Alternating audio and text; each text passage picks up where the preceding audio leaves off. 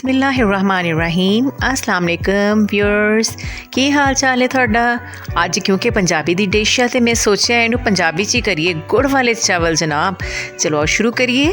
सब तो पहले एक गिलास चावल ले लेने आ, इन्हों अच्छी तरह पानी नाल धो के ते डिप कर देना।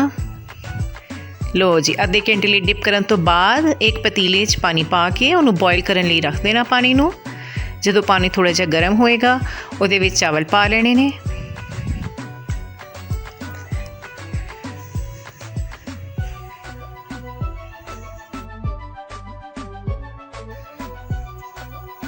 ए देखो जी चावल बॉयल हो रहे ने, उबल रहे साढ़े चावल माशाल्लाह किड्डे सोहने लग रहे हैं। कल्ला कल्ला खिलिया हुआ चावल नज़र आएगा इंशाल्लाह थानू उन करीब।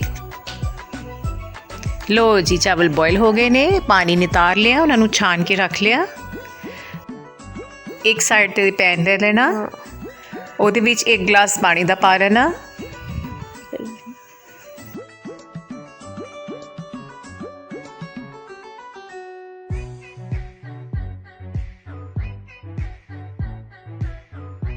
इहदे विच एक कप गुड़ बारीक बारीक कुट के वो पा लेना। मतलब जिन्ने चावल होने उन्ना ही सानू गुड़ की क्वांटिटी उन्नी गुड़ की मिकदार रखनी है। देखो जी गुड़ बिल्कुल मिक्स हो गया है, हल हो गया है। तो हुण देखो पानी बॉयल होना शुरू हो गया। आ शीरा जब बना के एक साइड पे रख लेना। दूसरे पासे एक कढ़ाई ले लेनी, उहदे विच 2 टेबल स्पून या खाने के चम्मच देसी घी दे पा लेने। जे देसी घी नहीं है तुसी ऑयल भी पा सकते हैं, लेकिन घी विच ज़्यादा मज़ेदार बनते हैं। उस तो बाद एक चाय का चम्मच सौंफ पा देनी। इनू ऑयल विच या घी विच कड़कड़ा लेना। इस तो अलावा तुसी नट्स मुख्तलिफ जिहड़े थानू पसंद आ वो लैके वाश करके स्लाइस करके जिद्दां कोकोनट है उन्होंने कर लो। तो जिहड़े भी नट्स आ तुसी लैके ते उन्होंने भी घी विच पा लेना, फ्राई कर लेना थोड़ा जिहा। नाल ही 3-4 इलायचियाँ भी पा देनियाँ। वाह माशाल्लाह बड़ी ज़बरदस्त खुशबू आ रही है। हुण जनाब ये जिहड़े तुसी भुने हुए सारे लवाजमात हैं उहदे विच जिहड़ा गुड़ वाला पानी बनाया सी आपां पहले बॉयल करके रखिया सी शीरा, वो इहदे विच पा लेना। इनू छान लेना पौनी दे नाल,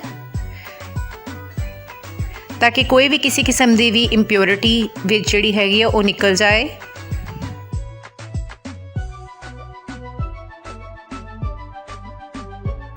इनू पानी नू पकन दो।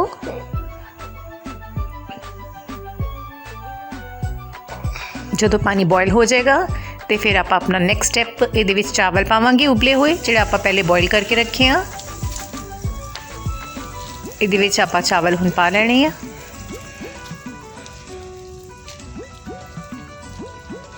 जनाब बहुत मज़ेदार बनते हैं तो बड़ी क्विकली बनते हैं। बहुत क्विक रेसिपी है, ज़रूर ट्राई करियो तो हुंदे भी बहुत टेस्टी है। इनू अच्छी तरह मिक्स कर लेना।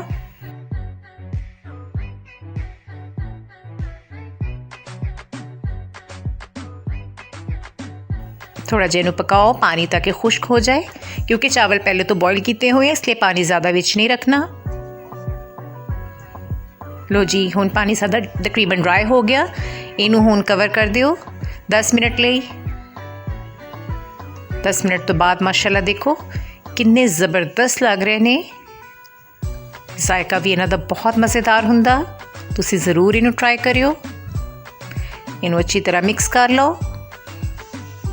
हल्के हाथ नाल मिक्स करना। ये नहीं हैगा भी तुसी घोटा ही मार देना विच।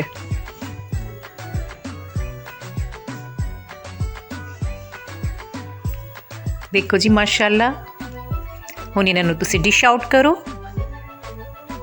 लो जी देखो किन्ने मज़ेदार डिलीशियस किस्म के चावल हैं। मेरे चैनल को लाइक करो, शेयर करो तो सबसक्राइब करो तो बैल नोटिफिकेशन भी लाना ना भुलियो। मैंने इंस्टाग्राम ते फेसबुक ते भी फॉलो करो। और बहुत बहुत शुक्रिया थोड़ा चैनल ते आन दा।